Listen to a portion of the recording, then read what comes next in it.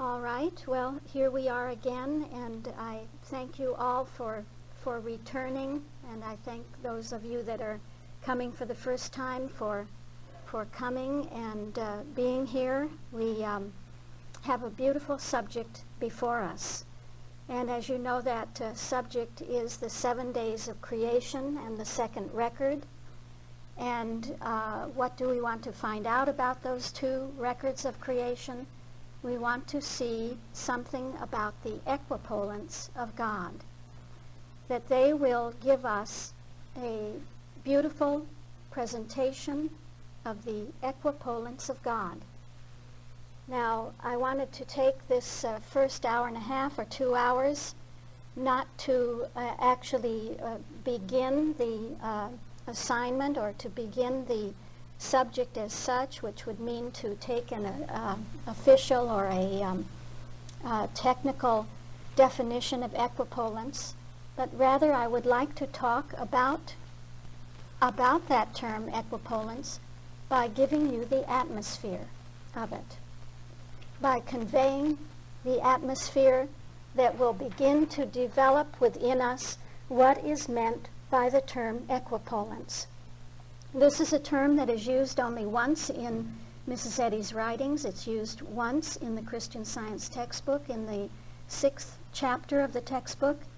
And there we find that she is explaining her own experience in the discovery of the Christ science, the laws of life, truth, and love, the discovery of Christian Science, and begins to tell in the opening pages of that chapter how she came to the discovery and what it was that she did discover.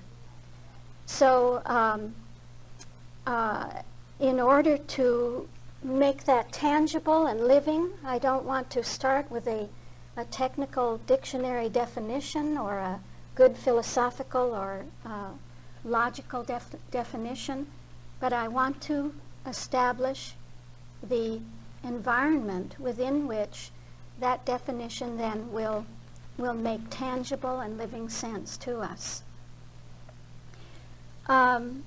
Before we begin, I want to make also an initial statement, and that concerns our basis. And you know that I always want to make that basis and that foundation clear, no matter what it is we do, no matter what subject we take together, that we acknowledge where we are coming from.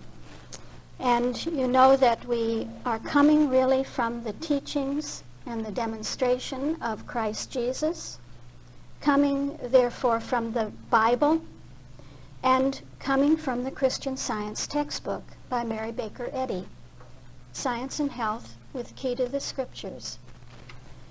And it is in Science and Health with Key to the Scriptures that we find in chapter 15 Mrs. Eddy's exegesis, or the exegesis according to the teachings of Christian Science, on the chapter Genesis.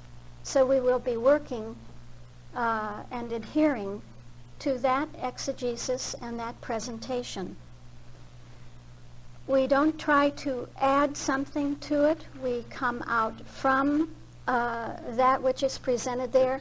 In which way do we come out from it? We come out from it having been educated, having been trained in the science of Christian Science, and therefore trained according to the categories and the system that is taught by the Christian Science textbook and is found in the Bible. This work that we have all done to some extent, no matter how long you may have been pursuing the science of Christian Science, it may be just a few weeks or months or years or the better part of a lifetime. It doesn't matter, because we can do nothing but to acknowledge our great sources in that work. And those sources would be the work of John W. Dorley of London, England, and the work of Max Kapler of Zurich, Switzerland, together with those contributions of the many early pioneers in the science of Christian Science. And so for that reason, we will refer to John W. Dorley's work, especially his work on the first book of the Bible, on Genesis, his first 10 verbatim reports, which together comprise volume 1 in his series, The Science of the Bible. That work was done in the early 40s, or the mid-40s, mid to late 40s. I say that because it was an ongoing experience, and it was the appearing of the results of a life work for John Dorley. John Dorley, who began in the teens of the last century to entertain every day, day by day, some sense, some measure of the days of creation, and felt that there was so much there that he could not take his spiritual eyes off of that text and off of that subject. And so out from the days of creation really grew the greater and greater awareness of the system and science of Christian Science. Following the work of John Dorley closely is Max Kapler, was and is Max Kapler. And you know that I have referred you in our materials to, especially to his work entitled The Epitomes. Let's see, what is the correct title for that? Maybe not learn it. Epitomes for the Spiritually Structured Interpretation of the Christian Science Textbook, hereafter to be referred to as the Epitomes book. And so it is that book that would contain, as its 15th chapter, the epitomes for the 15th chapter found in the textbook, and we will be following these epitomes as we go through the first and second records of creation together.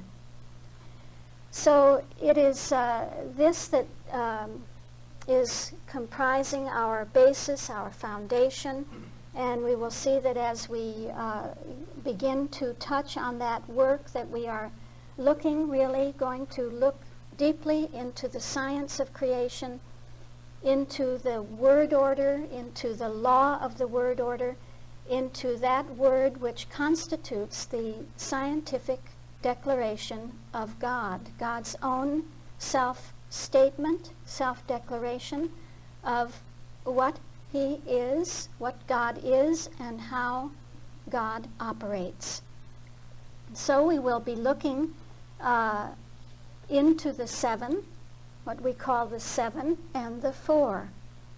I just build it up simply and naturally as I feel there's some need in the present audience to do so. And so we will be looking at the 7 synonymous terms for God and the fourfold operation of God. We will be looking at the nature of God and how that nature operates. This is the 7 and the 4. And then further we would see that we also will be drawn inevitably to see more deeply into the third great category of being. We have 3 great categories of that infinite one being. The first being the nature, the second the operation, and thirdly the multi-dimensional translatability of that nature and operation to all levels, so that out from the infinite one comes its own being's own self-translatability, the fact that being comes to every level, every possible level, every conceivable level, that it has such a love factor within it, that being has such an essentially love factor within its principle, that its principle is love, that it cannot help but to translate itself to every consciousness, to every individual consciousness. And so comes as an individual language, we might say, to every consciousness. It speaks to your consciousness individually. It speaks to you in a way that it speaks to no one else. And this is so throughout all time, throughout all of human experience, mankind's experience, that the sense of the Christ within that principle, the love factor within that principle, is the Christ sense of translating itself, of coming. This is the Christ to come to the individual consciousness and to speak to it in a language that it understands. Now, the term equipollence, we will find, has all to do with this very phenomenon. It has to do with love, first of all, essentially with love, and with the fact that love, that divine principle love, is translating itself, can speak and does speak every language, and that there is no other language, there is no language that is not the language of love. Whether we call that language the language of the first 1,000-year period, or the second 1,000-year period, or the third, you see, those are all instances. If we think of those 7,000-year periods, those are all instances of languages, 7 great languages, with each with a certain accentuation, but bringing out the same truth content about the system of reality, the science of reality. Or whether we call the language of the first record of creation, or the language of the second record of creation, that these are love's languages, that we are always dealing with the oneness of being, the allness of being, when we are dealing with love. And does that make sense? Good. So the issue of language and communication is all tied, intimately tied into this term equipollence. That we never leave the realm of love. We never leave the universe of love. That it is always love's language that has been adapted. You see, this is the office of the Christ. If you think of that law of truth, life, and love in absolute Christian science in the Christ, there you find the law that is operating, that can take the whole of truth and can individualize that, can take the fundamental language, the deep structure reality language of being, and can individualize it. You know, that law is truth, life, love. So you have the whole truth content of being that is individualized as life. But love says, I don't just leave it individualized and you get any individualization. You get a language that really speaks to a consciousness over here, but I'm going to give it to you. It doesn't matter, do the best you can, etc. But the love factor in it, truth, life, love, says it is perfectly adapted to you, perfectly adapted to the individual consciousness. Actually, this is what we see through the 1,000-year periods, that law was ever at work to take the whole nature and operation of God, of being, and to translate it in a form that spoke to the first 1,000-year period consciousness, then truth, life, and love re-individualizing, re-adapting it to a second 1,000-year period form of consciousness. So with each 1,000-year period, until we come to our own standpoint in the development of consciousness to a 7,000-year period consciousness. I don't even say anymore what I've always said, that we stand on the brink. We are over the brink. We are in the 7,000-year period consciousness of love. And everyone who has been been with this idea, been loving this idea, attending this idea over the years, say over the last 5 years, 10 years, 20 years, cannot help but to feel a great break, that a great break has broken, that something new has come in, that we have passed over that threshold into a new form of consciousness. And this is the consciousness of divine science. It is the consciousness of the 7,000-year period of divine love. And so everything we do now, we find, takes on this atmosphere of love and love's language. It's the full accentuation is on love. And so we can look at anything. We can look at everything. We can look at all of our great aspects within the science of being that we have taken before, that we have seen before, that we have looked at and studied and loved before, and they are all new. Everything is new because of the new standpoint. So the object doesn't change. The object that we look at, or our subject, if you want to say, if you're thinking of subject and object, and that we have an object which we take, say, we take the object which is the subject of the first and second records of creation. Well, this was done, as we just said, that the first and second records were done back in the 40s by John W. Dorley. The Genesis chapter was done by Max Kapler in the early 80s. We've had our great fundamental sources in terms of our great volumes, our books, our literature, our recordings, the recorded word. A whole wealth exists. On whatever theme we take, we have a whole wealth of material, don't we?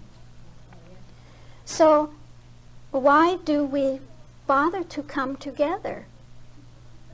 Why not just take what we have and love that? Well, that has a place value.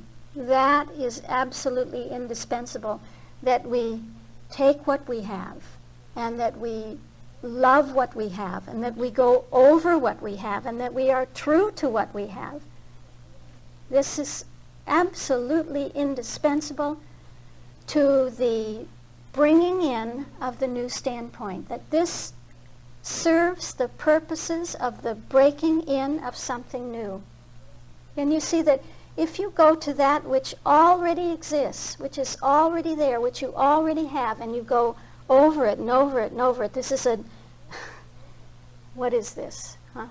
That autocatalysis that we've talked about before, that sense of reflecting on, loving what you have, going over and over what you have again.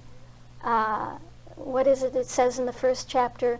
By being grateful for what you already have, you will thus be fitted to receive more. It's a law of spirit, a spiritual law that says if you go over and over that which you have, you don't just have what you have. Suddenly you see you have more. You have something new. You have a new birth coming forth. This is spirit, isn't it? To love what you have. And I guess that's what a mother does. She has that within her, that vision within her, that seed within her, and loves that and goes over it and nurtures it and cares for it and protects it and fosters it and whatever else a mother does as love and as spirit. And from that, she doesn't have the same thing that she had. She has what she had, but it's more. It grows, doesn't it? It's a growing. Today, in certain fields, they call that autocatalysis. It's the ability of nature to cause itself to grow, to cause itself to become more of what it is. And so this is what has happened to us. That each one of us has been true to this idea. We have loved this idea. We have cared for it. We have nurtured it. We have adored it. But I don't think we ever said, now, this is it. We've got it all, and there isn't any more. There's nothing more that can be seen. Who dares to make a new statement? Who dares to say something that hasn't already been said? I don't think that quality is here in this classroom, in this field. I think this field is a wise field. We've learned from our system how the system works, how the system does grow and develop itself. And so we have felt that in spite of the fullness of the idea, the fullness of the spiritual idea, in spite of the fact that we didn't know what would come next, we don't know what will come next, that still we know the nature of science. We know the nature of the spiritual idea to evolve and unfold and grow and give birth to more and more and more of itself. And so somehow that is what is happening with us. And as we come into the new standpoint of love, we experience that wonder that we can look at everything that we have. But now when we look at what we have, we don't see what we saw. We see more. We see something new. We see it in a new way. And in a way that does not invalidate that which has come before, but which validates that which has come before, which embraces that which has come before, which nests within itself, nests, N-E-S-T-S, nests within itself all that which has come before. So there's never the sense with love, there's never the sense with us of saying, oh, we're finished with that, or we don't have that standpoint anymore, that's finished. But all that which has come before gathers its greater glorification within the new standpoint. Does it not? Yeah. So this is all by way of talking about love, of beginning to develop the meaning of the term equipollence. And something that will help us very much is to look into love's logic. I know that we have done this from time to time before, but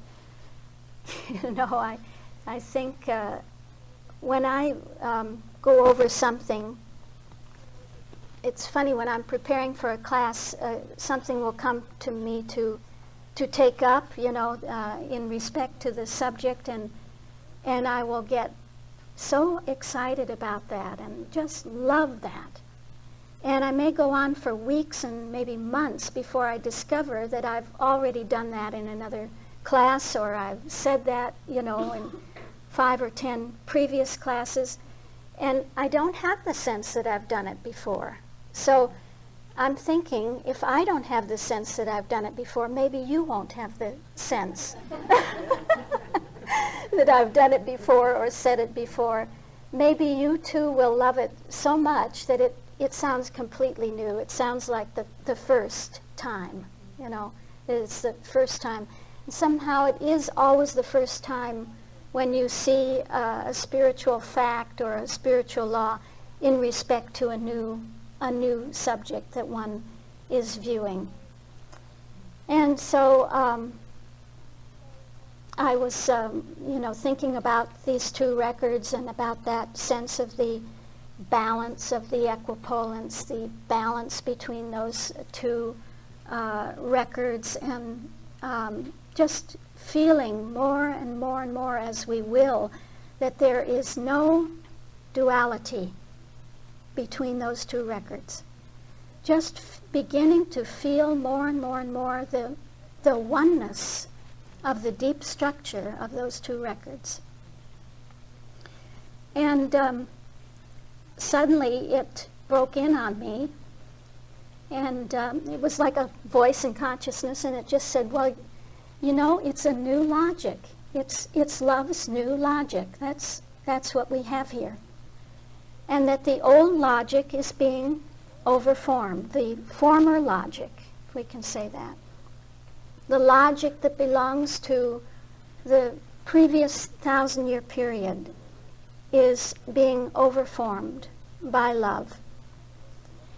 And love is lifting that former logic, lifting it up into something completely new, not to get rid of it, not to disparage it, but to embrace it in such a way that it is, I think, as we said before, glorified in a completely new way, enlarged, enhanced by that which is new.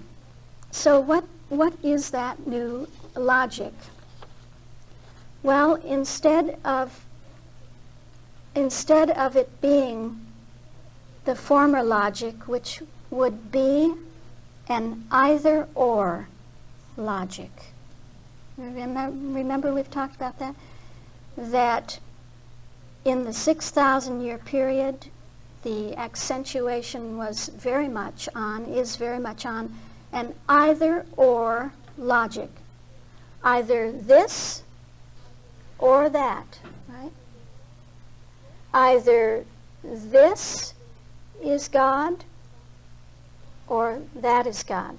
Either this is God and that isn't God, right?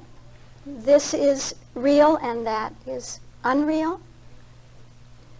Or we could say either the first record or the second record is God, is true, right?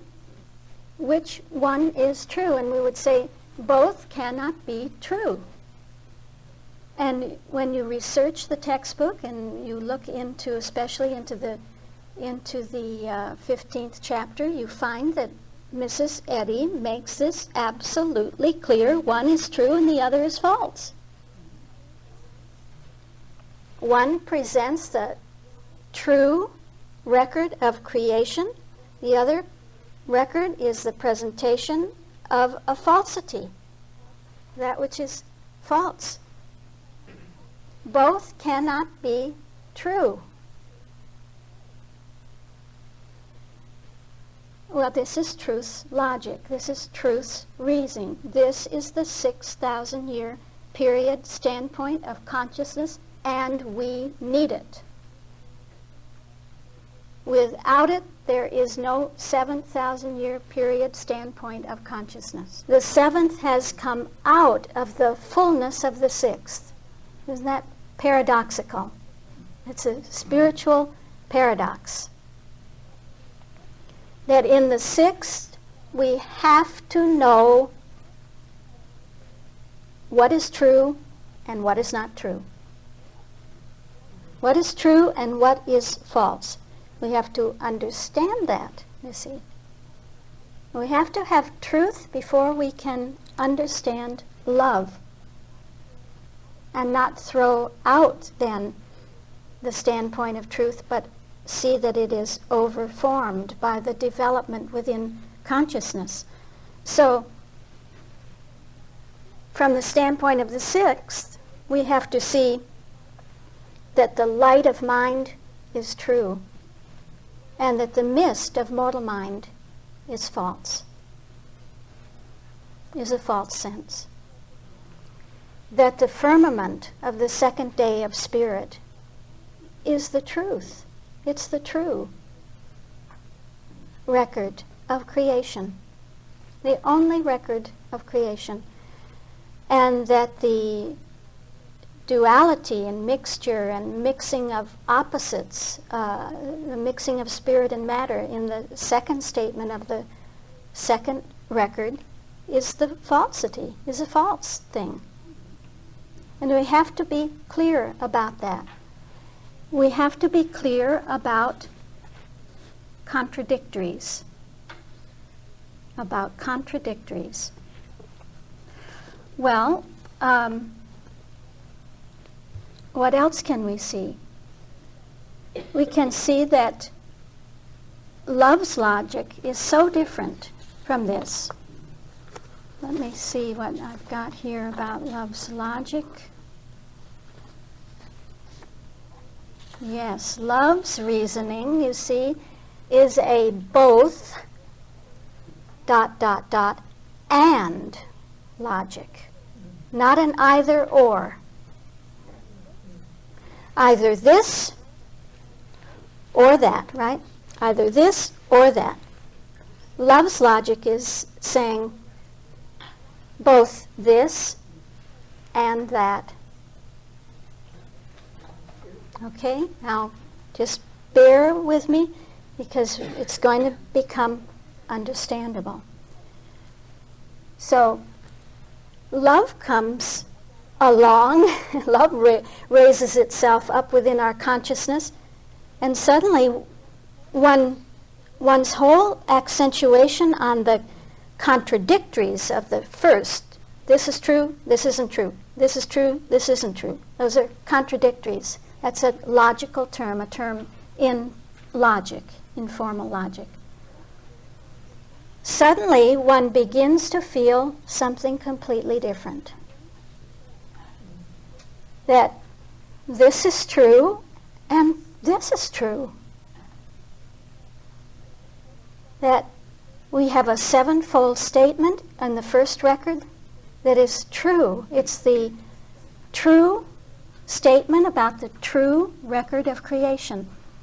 And in the second, we have 7 statements that are giving the true record of false creation, of a false sense of creation.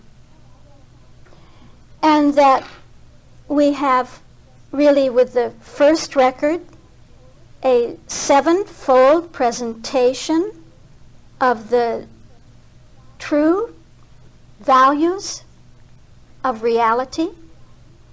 And with the second record, we have a 7-fold presentation of what are not the values of reality. Already we begin to develop a sense of the equipollence of God. So, how is this possible? This is love coming in.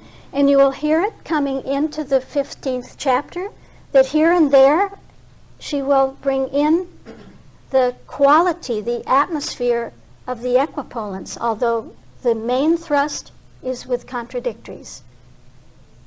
Because she knew, her text appeared in the 6,000-year period. Her office was geared mainly to the 6,000-year period to say, get this right. Find out what is a value and what isn't a value.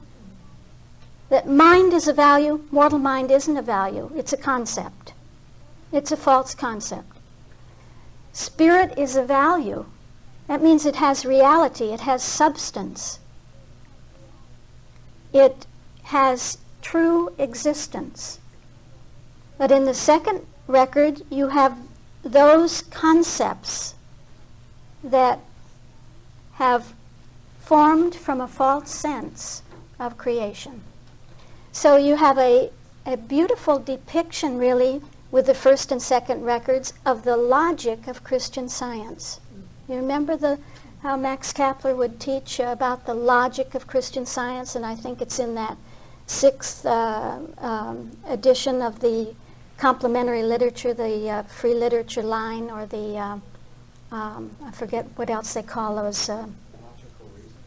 Yes, the one on logical reasoning in Christian Science, that you have presented there the logic in Christian Science, that on the level of Christian Science, you are never dealing with 2 sets of values. Take the first record and the second record. These are not 2 sets of values. One is a set of values, the other is a concept. So we would call this a dual conceptual logic. That you're dealing with actually two sets of concepts, but only one set has values behind it. The others have no value behind it. And so we begin to feel that love wants to come in and wants to show us something further, something higher. And love's standpoint is the standpoint of equipollence. And love moves us on from contradictories to equipollence. What do we have in the standpoint of truth, with the standpoint of the 6,000-year period? You have there always a sense of a warfare with opposites, don't you? You know this, anytime we feel that second record is something in and of itself, that it has a power in and of itself, that it's something I have to deal with, that there's something there lurking in my experience of a second record quality that I have to wrestle with, to do warfare with, to deal with, to root out and hold up to the light and say, you're true, you're not true, and this is the truth, and this isn't the truth. This is the sixth, isn't it? The sixth standpoint. It's the dominion of truth. It's seeing the dominion of truth over an opposite. Two things, truth and error, and one must win. One wins. Truth wins. Yes, it does win. It always wins. But this is something quite different from the standpoint of love. Because with love, it's an all or nothing situation. Love has to do with oneness and with allness, with the nothingness of aught else. Love is that which takes everything in as love. You see? You hear how different that is from truth? Because love has to do with integration. Love sees love only. Love has to do with place values. Love knows that it's only a matter of place value, of giving something its right place value within the plan, within the universal design of the science of love. So love makes every experience a holy thing, doesn't it? No matter what that experience is, it's holy. It can look like hell, you know? It can look like the worst thing that could happen. But the consciousness of love will make it holy to you. So that even a second record experience is holiness to the consciousness of love. So love has to do with all embracing, with embracing everything, taking everything in, every experience, no matter what it is, of encompassing it. Love knows no error, you see. Love just does not know error. Why? Because truth has already said what is true and what is false.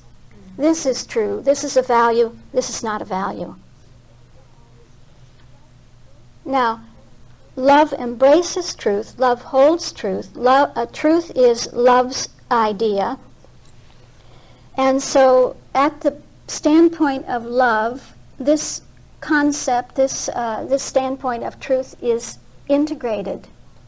It is one with love. And so love knows no error. It knows no opposite. To love there is no contest. This is what is going to begin to dawn on us as we look at the second record from the standpoint of equipolence. That what we will see is that that second record is, as Mrs. Eddy says, the depiction of a false hypothesis, of an erroneous hypothesis. And of how that false hypothesis is resolved, totally resolved. The false hypothesis of what being is and how being operates is going to be resolved by love, step by step, all along the way. And on that way to love, there is no contest. To infinite, ever-present love, all is love. You know that statement, she says, and there is no sin, no sickness, no this, no that, nothing else but love. So as the focus shifts from the 6th to the 7,000-year period, we view that second record. What is that second record but our own experience of working out the false hypothesis of being? We view our experience not as contradictories, but as a relationship of equipolence, a perfect balance of statement.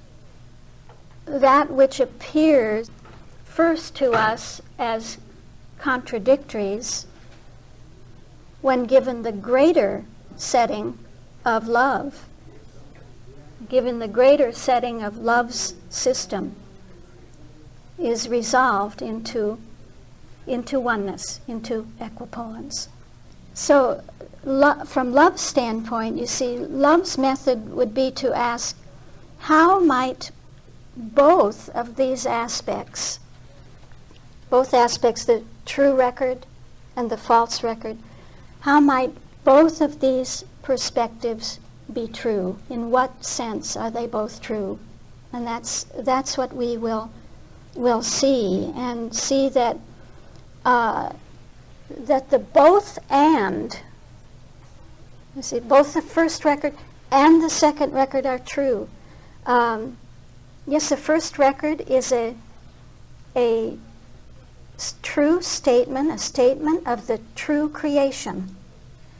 And the second record is a true statement of the false sense of creation. I don't say the false creation, I say the false sense of creation. Yeah. So we need only go more and more and more deeply into that issue to see the trueness of them both. Isn't that just a marvel to think that that which was forming a logic of contradictories for us and which we needed now suddenly melts into oneness? And that melting into oneness isn't a mishmash. It isn't a, well, anything goes kind of thing. Well, all is love. Well, God is love. So God is all, and God is love, therefore all is love. Therefore all the rottenness and whatever is God. You see, it isn't just assuming the standpoint of the 7,000-year period. It's a spiritual development in consciousness, is it not? So it isn't just that anything goes. You see, this both and logic is coming into many of the disciplines in the world. The leading edge, cutting edge scientists, the kind of cross-disciplinary scientists speak of this both and logic. Sometimes it's called fuzzy logic. Fuzzy logic. Warm and fuzzy. But fuzzy because it is taking in many standpoints, all standpoints. It takes in all standpoints. I don't know whether I've talked to you about, for instance, how they use fuzzy logic, say, in just something as simple as an air conditioning system. That with the old either-or logic, you would have a setting, okay, say 68 degrees. All right, it's not 68 degrees, it's not 68, so I'm on until it's 68, right? When it hits 68, would be wrong. I'm not on until it hits 68, 69. Then the air conditioning comes on and it tries to keep everything at 68. But the moment it hits one hair less than that, it goes then off, right? So it's, if yours is anything like mine at home, it's on and off, on and off, on and off, all the time, either or, all the time. But with a fuzzy logic system, it's continuous. It's on all the time, and it senses, is it 68? Is it 68? Well, it's near there. I'll slow down. I won't give as much out. I'll give just what's needed, and it keeps a continuous balance going all the time. So you're never conscious of it being on and off, either or.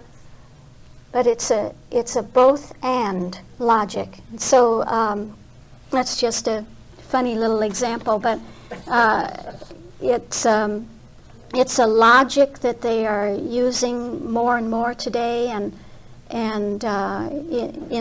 even in mechanical things, you see, and mechanisms, and I think in the space industry that this fuzzy logic comes in, and it has to do with flexibility, with being flexible. The system is more flexible. It flexes to adapt. It adapts to whatever the situation is, and accomplishes the end goal by adapting. So, see what I mean? And we may see this also in ourselves. We may see it in our attitudes, in the way we relate with others, in our understanding of science. We see this. If you think of, have you ever heard a student, a fellow student, come up to you and say, "Don't you agree that in science thus and so and thus and so?" And so he has already stated what he feels is the either-or situation. Either it's this way or it's wrong, huh? Either you see it this way, don't you agree that so and so and so, and not so and so and so? Huh? Do you know that one? And so have you ever heard yourself say, well, it depends? Huh? Well, it depends. Or you may answer, of course you pause, you're sensing it out with your spiritual sense, and you say, well, yes and no. Yes and no, and so did Mrs. Eddy, yes. Mrs. Eddy could speak to one of her students and advise them to do a certain thing, and speak to another student about what appeared to be the very same situation and tell them to do the complete opposite. Now, which is it? Which is your standpoint? Either this or either that. And love says, no, it's both. It's both and. Both this and that, and this and that and that and that and that. All the possibilities are love's possibilities. Yeah. You have a student come up to you or phone you and say, Now, it's only right that so and so and so and so. It's only right that I be healed of this situation. It's only right. And this is a very difficult situation to be in when you're on the other end. Because what does the student think when you say, well, maybe, maybe not. Maybe it's right for science to resolve it this way. Maybe it isn't right for science to resolve it that way. Maybe there's another resolution to it that you haven't even entertained yet, you haven't even thought of, that you can't conceive of with your either-orness. See? Both and. Love has infinite possibilities. But do you think that's the maturity of the years that we've been studying, bringing us up to the point of being able to do that? It isn't something Absolutely. you have to understand. You can't just say, I'm at the 7,000-year period. That's right. Exactly. Exactly the point. Yeah. And so that it doesn't become just a mishmash and a mudding, everything being just muddied, you know. Well, maybe this, maybe that. Oh, it might be this way, it might be that way. But behind it having no solid spiritual growth and maturity of having developed in consciousness to the standpoint of love. Yeah. Because you're structuring.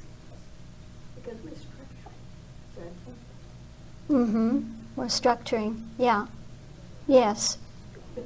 It's a consciousness of the system, the structure of the system, the categories, how they work, their infinite ability to adapt, their infinite ability to become that which the human mind has not even been able to conceive of how something could work out, that is bigger than one's thinking, bigger than one's metaphysical sense, bigger than one's highest goals, one's most beloved, purest goals, highest goals, that there could be something bigger than that.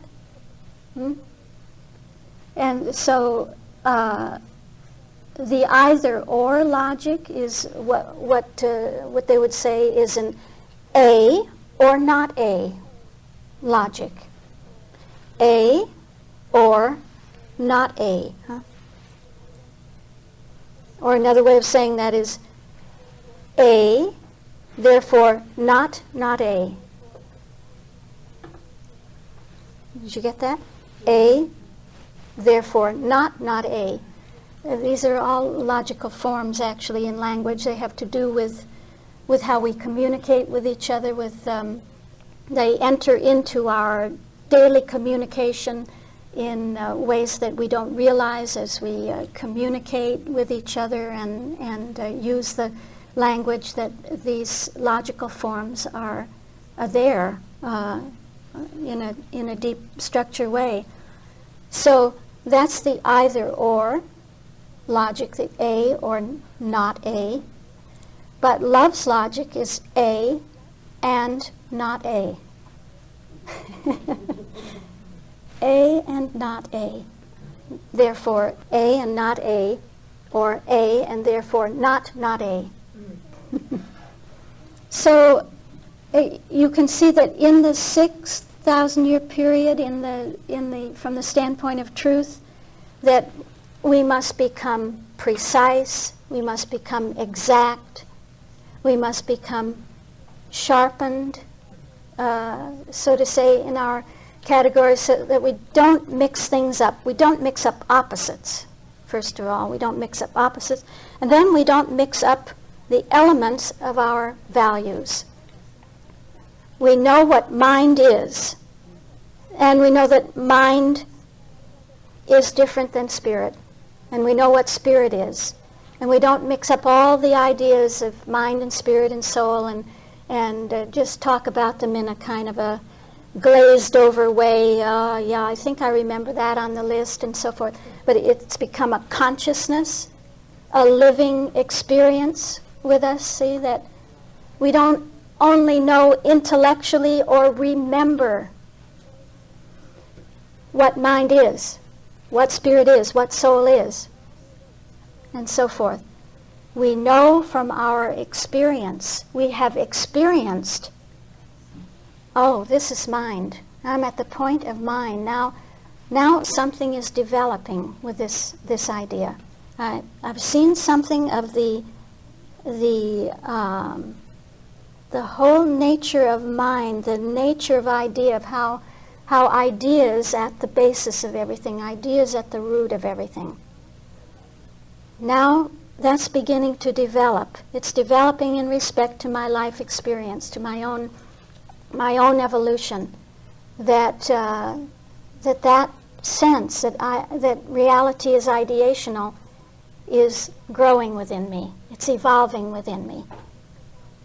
It's not just something I use. It's using me. It's doing something with me. It's causing me to unfold spiritually. It's causing me to lay down the material concept. Soul becomes of value to me. A value, because out of mind and spirit comes something definite, tangible, real. Real in the sense of being solid, of having definition, having identity. You see, this is much, much more than just remembering what's on a list. It's when we have, in the 6,000-year period, that these values become our life experience, that then that moves us on into the seventh. So we said that in the sixth, from the standpoint of truth, you see, our development from the standpoint of truth has to do with that becoming sharp, precise, knowing what mind is, not mixing it up with spirit, not mixing it up with soul, knowing what each of the seven are precisely, not mixing up the seven with the four, knowing the difference between the nature and the operation, knowing the difference between nature, operation, and dimensional multiplicity of the Infinite One, how the Infinite One translates itself from one level to the next level, to every level, every plane of consciousness, not mixing up the standpoint of science itself with Christian Science or divine science with absolute, and having all of that clear, that clarity, you see. We have to become sharp. So it doesn't just mean knowing the difference between opposites, separating opposites rightly, but also within the realm of the real, knowing the categories, the values, and the difference between them. Also knowing in the realm of the counterfeits, you see, which counterfeit belongs to which synonymous term, what counterfeits a certain idea, and so forth. Being clear about all of that is the analytical sense of the 6,000-year period. And so we do that. That's our story of our lives, isn't it? Huh? Story of my life. Right? Story of my life. And so then what happens, we find out, well, why was I doing that? I was becoming precise and sharp so that I could become fuzzy.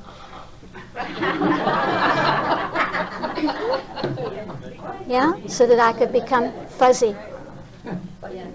I was becoming analytical so that I could become synthetical. I analyzed so that I could synthesize.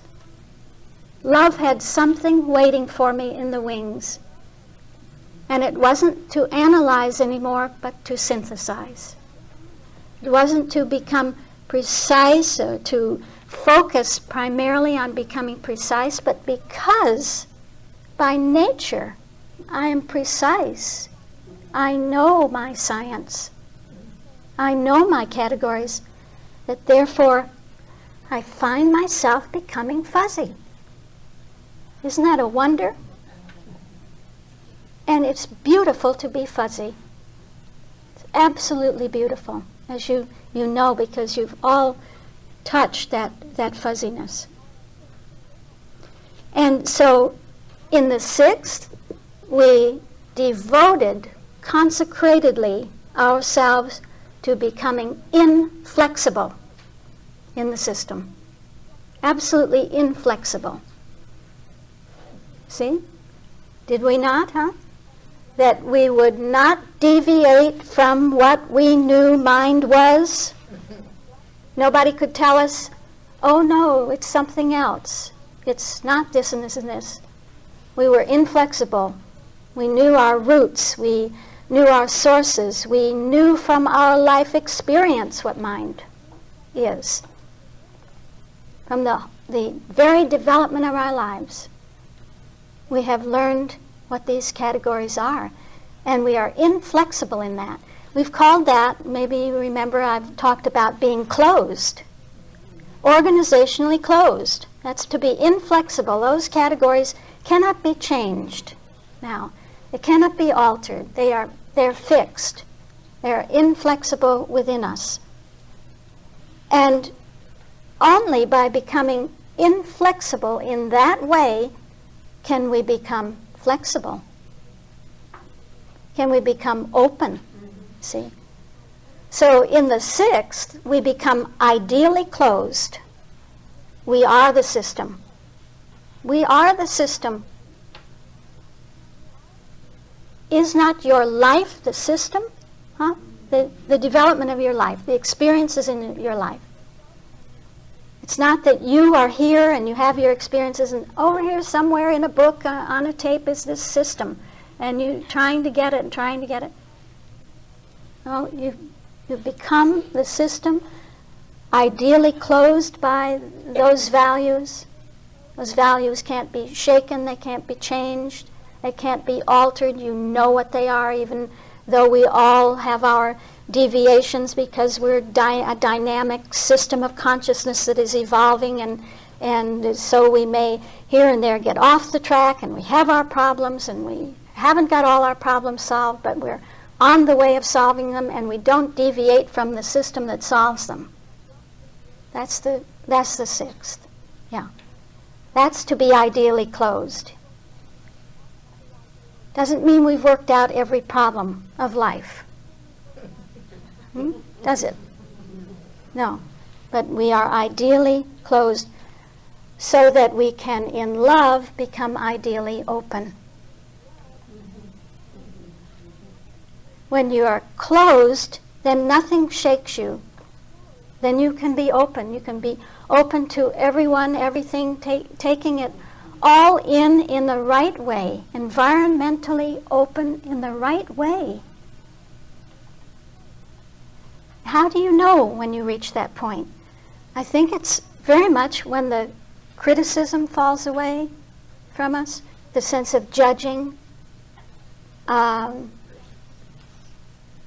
personal sense, sure, yeah, of not having to defend, not being on the defensive about science, and not having an either-or thing within one's own attitude, that one's own attitude is an either-or. Either it's Christian Science or it's nothing. If that gets out of balance, you see, then we set up a dichotomy, we set up a dualism. We say Christian Science is this and it's only this. But when you become fuzzy, you begin to see Christian Science is everything. The whole world, as we've heard many times before, is Christian Science. Everything is the Christ idea at work. Everything is the nature of the Christ idea at work, the operation of the Christ idea at work. So in the sixth, in truth, we have what we could call an exclusive narrowing, while in the seventh, we have an inclusive broadening. Isn't that beautiful? We must be exclusive in the sixth. We must narrow everything to those categories in the sixth. When that is established, set, fixed, inflexible within us, then we become ideally open, and that ideal openness is an inclusive broadening out to see there isn't anything else but that set of categories and values as the one universal principle, love, behind every phenomenon. Every phenomenon. So in the sixth, we have to be rigid. And you sometimes feel that rigidity. You sometimes feel when there's no sense of flexing, we say, no, you've got to get it and get it right and stay with it and trust it and love it. And you can't waver, and you can't bring in other things and mix them all up. So it's a rigidity in the sixth that then in the seventh becomes adaptable. An adaptability where we adapt. It's interesting to see how these two come in, even into the system and the learning of the system itself. That, for instance, in the beginning we said that we see that this is mind, and these are the ideas of mind. And I don't confuse mind with spirit. I don't mix up the ideas of mind with the ideas of spirit, right? Or soul, or the other synonymous terms. It's very clear to me what mind is, and mind is mind, right? And love says, well, yes, but mind is spirit, mind is soul, mind is principle, mind is life, mind is truth, and mind is love. This is the fuzziness of love. See that? And I love to think of that John Dorley's logic was fuzzy logic. He gave us that wonder that mind is mind, and you don't mix it up with spirit, and spirit is spirit, you don't mix it up with any of the others. And yet, mind being mind is spirit, is soul, is principle, is life, truth, and love. So when he decoded the Bible, he saw that the Bible was written in fuzzy logic. That every book of the Bible had take for instance the David story that we took a couple of years ago. We saw that we had a tone of mind, but that actually mind was only mind because it was also spirit and soul and principle and life and truth and love. And that made mind mind. Can you hear the difference? So we can become more and more flexible, and yet never lose the clarity. Never lose the clearness of it. So then in problem solving, you would see that love's standpoint is never to judge, as we said, never to defend, a point, a decision, a choice, but to see the place value of it. So for love, it's not that one thing is wrong and the other thing is right. It's so beautiful. Think of it in your lives. Whatever you do, if you do it from your highest sense of truth, your highest understanding of the 6,000-year period, Whatever you do, it isn't wrong. Can never be wrong. There's no mistake to love. You can't make a mistake. So it's not one thing is right and the other thing is wrong. And heaven help you if you choose the wrong one. So you can't do it any other way. It has to be that one way, you see. And everything else, anything else would be wrong. This is not love. Narrowing to only one possibility is not love. For love, there are many possibilities, infinite possibilities. Everything is a possibility of love. Love speaks all of those languages. We could go into what languages love speaks. You know, if you take say a temporary means or some kind of a temporary step, this is just a language provided by love. It isn't that you betrayed truth, betrayed love. Love takes it in, you see. The office of the science of love is to give place value to everything, to absolutely everything, on the foundation of truth. On the foundation of truth. Not just jumping to love saying, gee, I really like that. I really like that standpoint. Everybody loves the fact that if they hear they can do anything and it's great, it's all right. Don't we love that? But we have to understand it. We have to be true to the development of consciousness.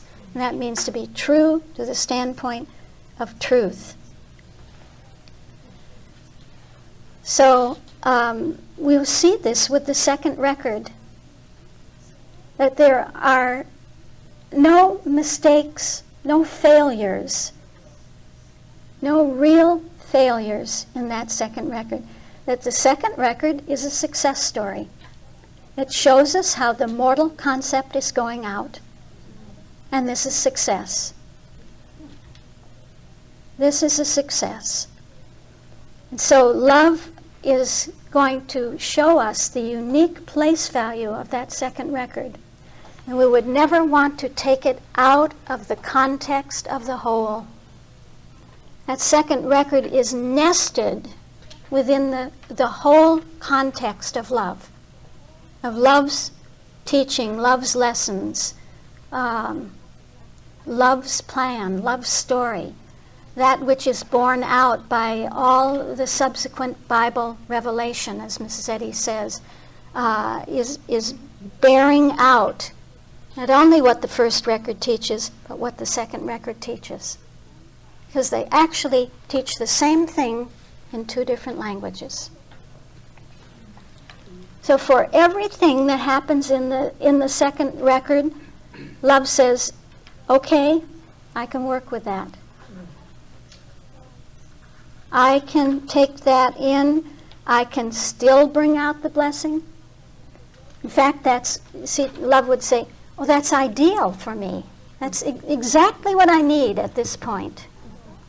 That you're tilling the soil, that you go out from the presence of the Lord, that you can kill your brother. These experiences are ideal for bringing out the perfection of the idea of love. So it is with our lives. No matter what happens, love says, that's just right for where we are now in your development. That's just right for where I'm taking you on the way of perfectibility. On that way to perfection, this is my ideal. And love is that which says, I cannot be deprived. It's because I cannot be deprived of my manifestation or object. So the second record is not something showing us that love could probably maybe be deprived of something, of its idea, separated from its idea. that it isn't. Love's halo is never displaced by that second record.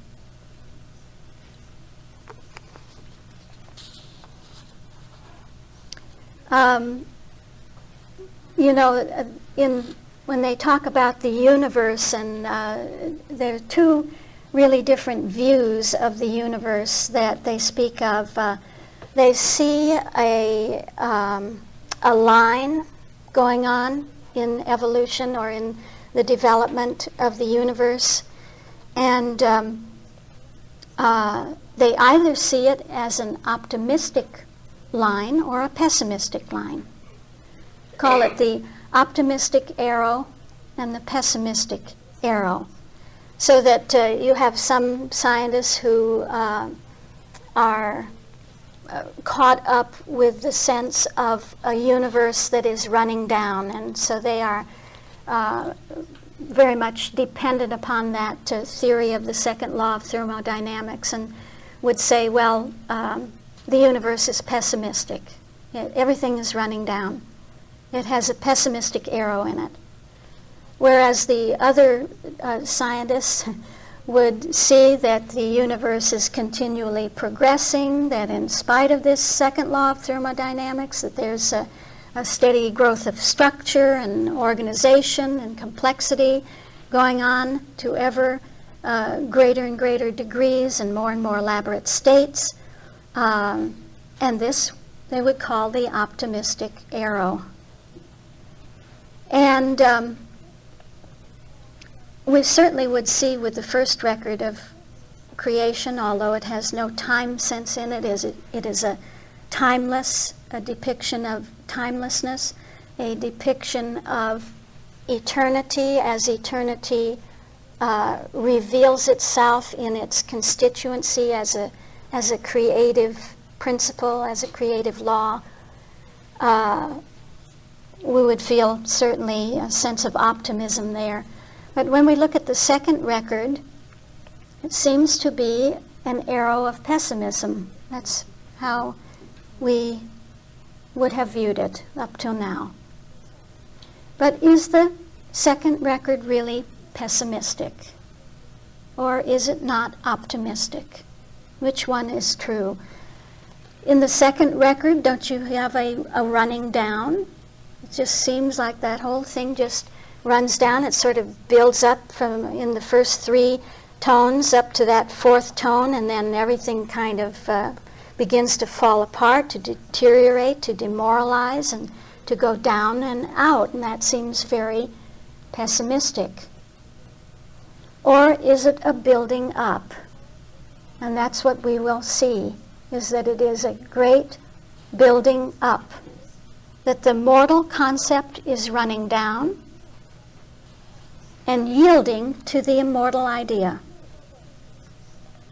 So that those two arrows, in a way, are complementary. That you see a pessimistic arrow for the mortal concept, that the mortal concept is going down and out. But the complementary to that is the optimism, the beauty, the promise of the fact that the immortal concept is establishing itself. Did you ever think of the second record in that way? That it's the immortal concept establishing itself. The I amness of the I am building itself up, establishing itself.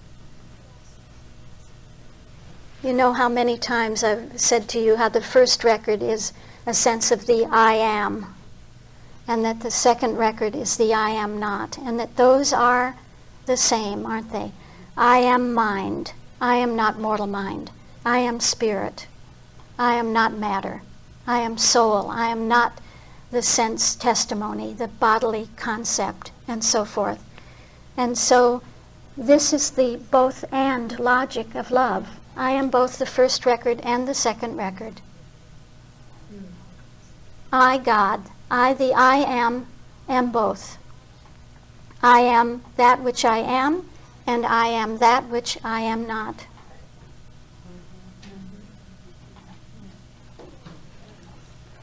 So it's and we see in the second record a simultaneous self-organization and a process going on simultaneously with a disorganization process going on. That the mortal concept is being disorganized, dismantled through 7 great stages and through the fourfold calculus. This is just one great dismantling of that concept, that false sense that there's anything else but the constituency of the divine self-organization of being through the 7 and the 4.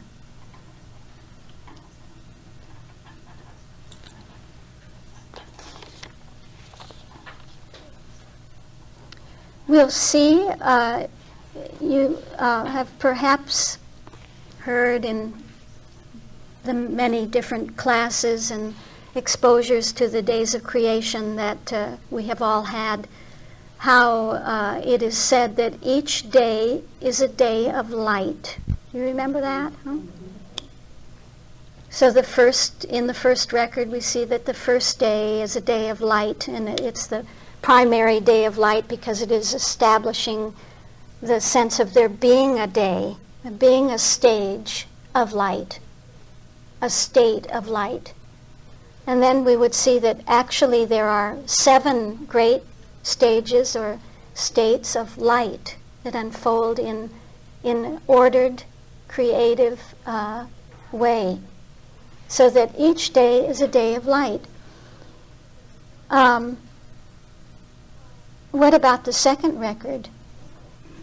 That second record starts with the mist.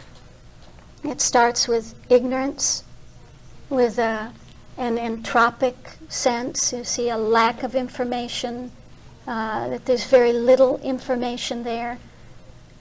Very little information in and of itself, but we'll also see that everything is present. The information is present that is needed to stimulate and expedite that false sense out of itself, that false hypothesis out of itself.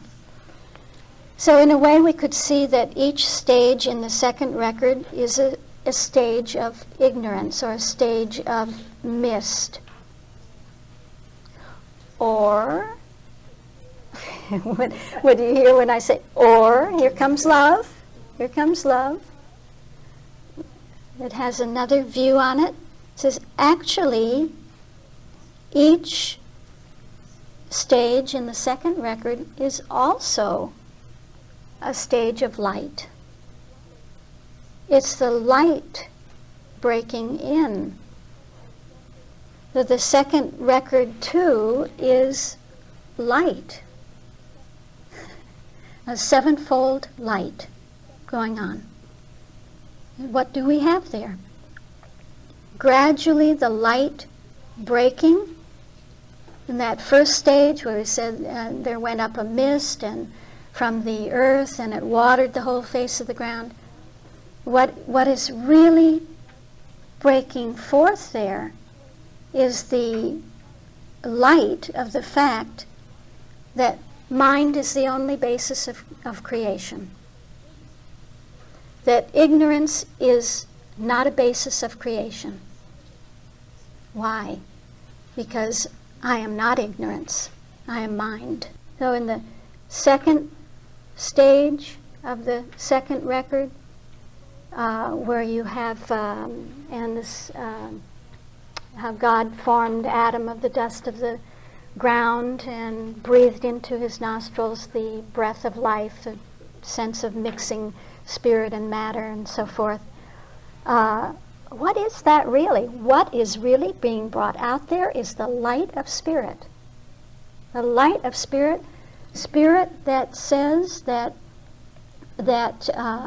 imparts the understanding really that you must distinguish and separate rightly. So to say to us, look, opposites can't be mingled. It doesn't work. Let me show you what doesn't work. That's the second record. So mind shows us what doesn't work. not mind, does not work. Spirit shows us what doesn't work. Not spirit does not work. So with soul, you see that soul comes in and gives us some light, the light of soul, to show us that the corporeal senses can't identify correctly. You can't identify with the corporeal senses. You can't find your satisfaction in the corporeal senses. You cannot reproduce your true identity with the physical senses. This is soul telling us that, isn't it? It says, this is what doesn't work. That which is not soul does not work. And I'll show you precisely, exactly in which way it doesn't work. And how it goes out. How it will go down and out. So what we will find is it's the same deep structure. There's only one deep structure. One pattern. There we are, pattern across scale. You have the pattern in the first record of creation scaled to the second record. A timeless pattern scaled to a scale of time, indicating a scale of time. And by the way, giving in a microcosmic view the whole process that every single individual, the collective and the universal, must go through in their spiritual evolution. How the mortal concept is resolved individually, collectively, and universally is microcosmed in the second record.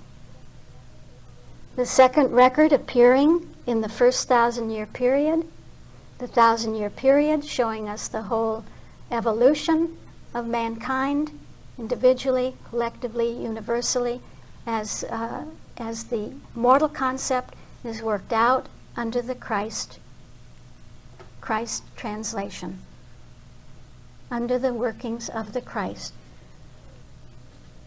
So can you hear that the second record is just a different language? It's a language adapted to anything within us that still believes a claim of duality, a claim of two, a claim of there being something else besides.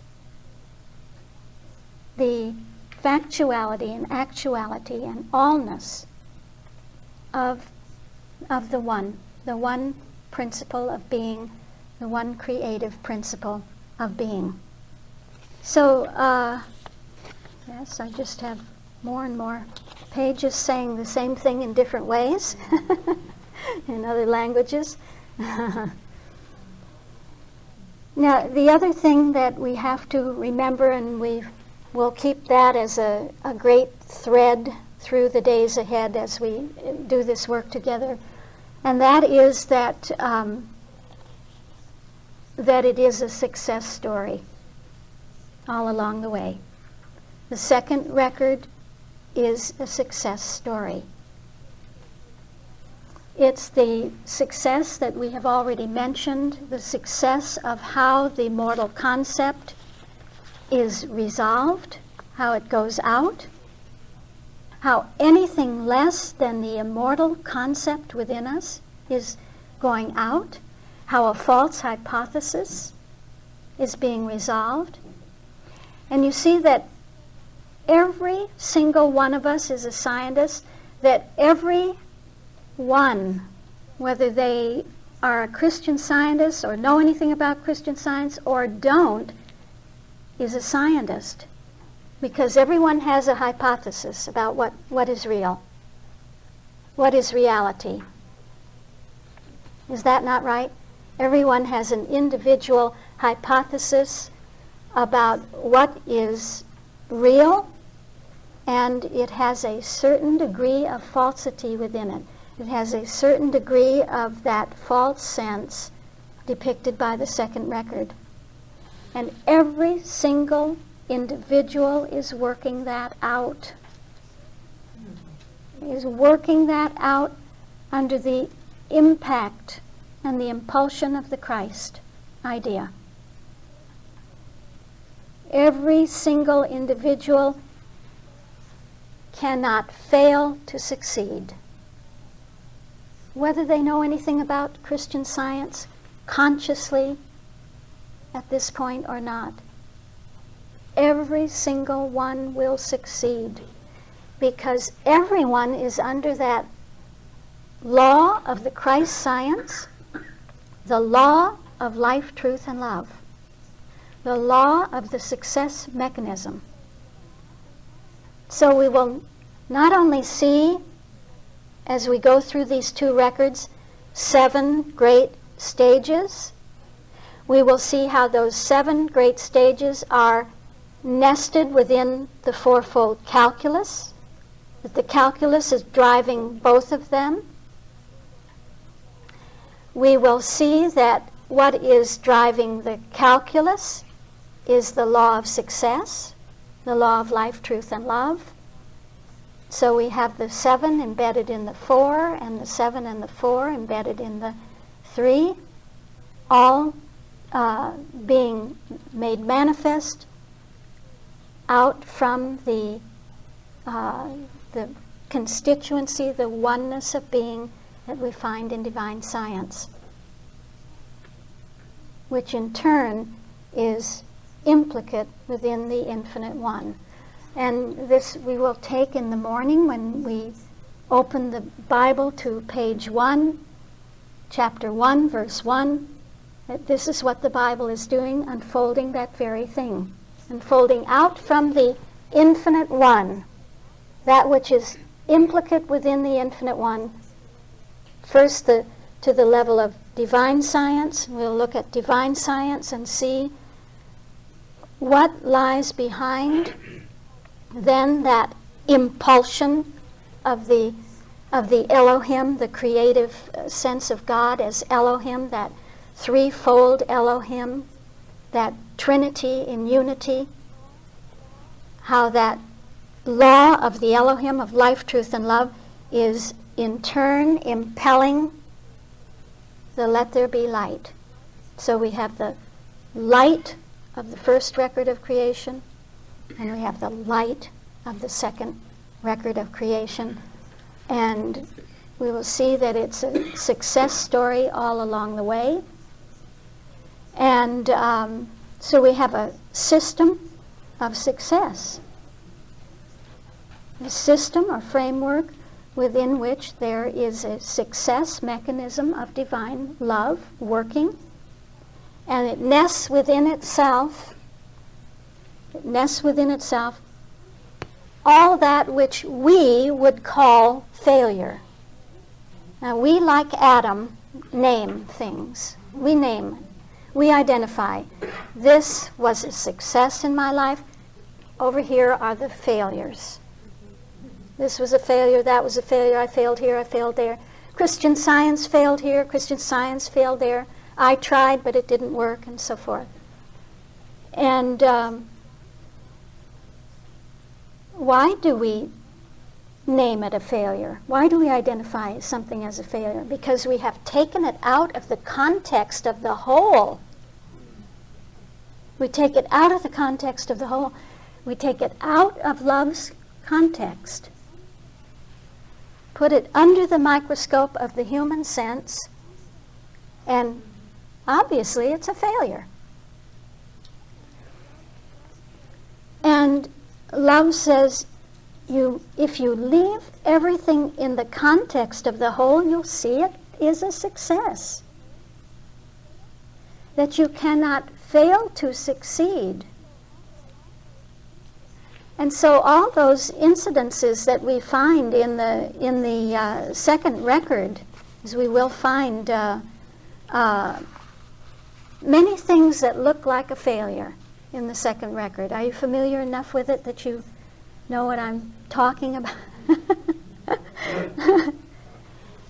What we will see is that love says if something fails, this is a success. if something fails, this is the success mechanism working.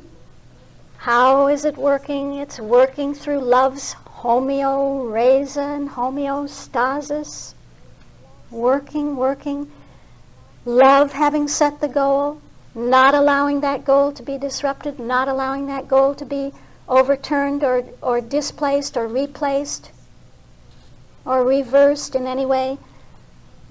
That homeoraisa having set love's goal, the homeostasis of love, correcting the course.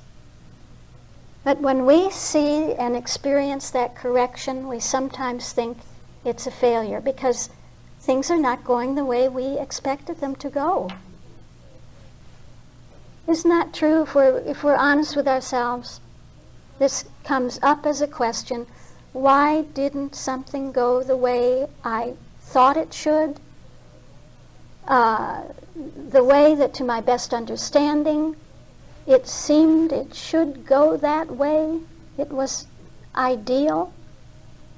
And love says, there's still some measure of your ideal in it, and not my ideal. And whatever is not my ideal will fail. And isn't that success?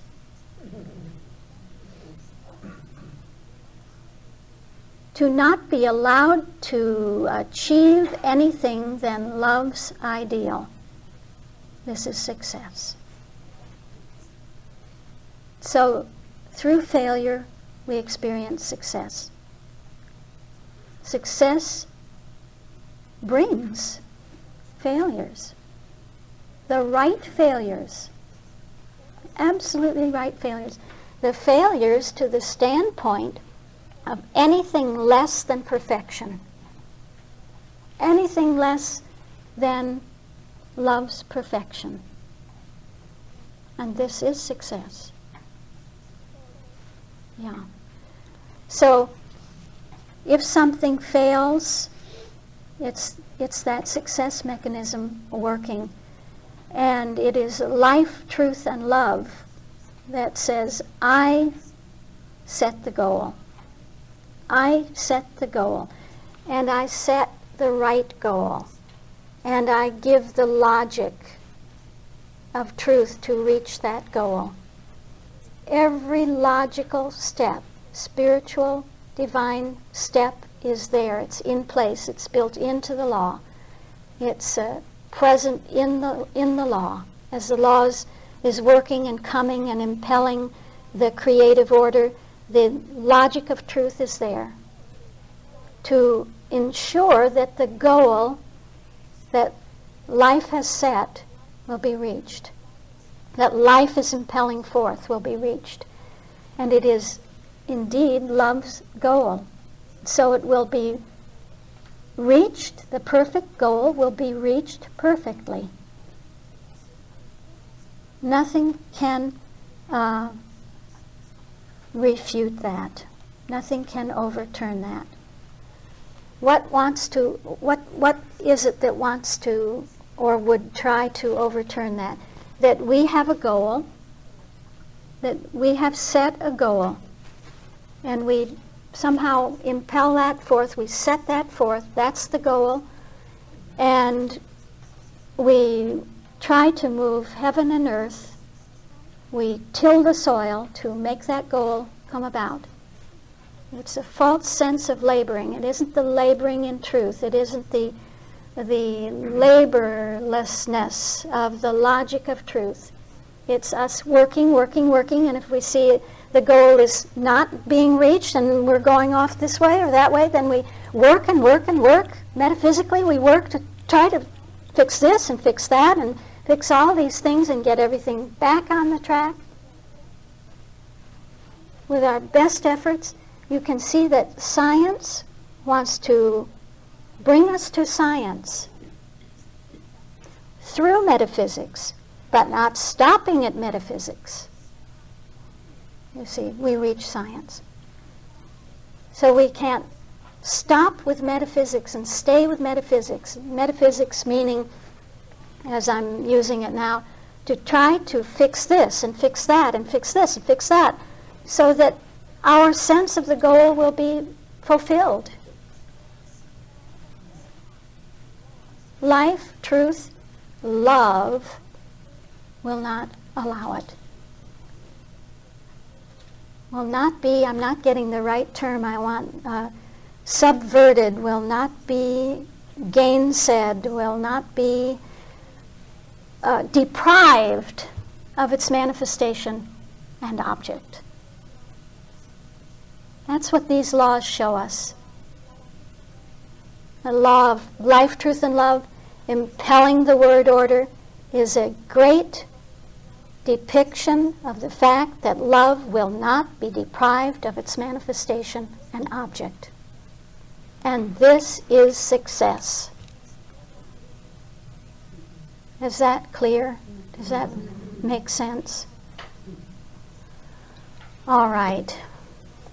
Well, I think we can stop there. I think we have begun to build up an atmosphere that leads us right into the conscious awareness of the equipolence of God. Tomorrow morning we will take the text from the 6th chapter and go right through it and see what Mrs. Eddy's experience was, what our experience must be.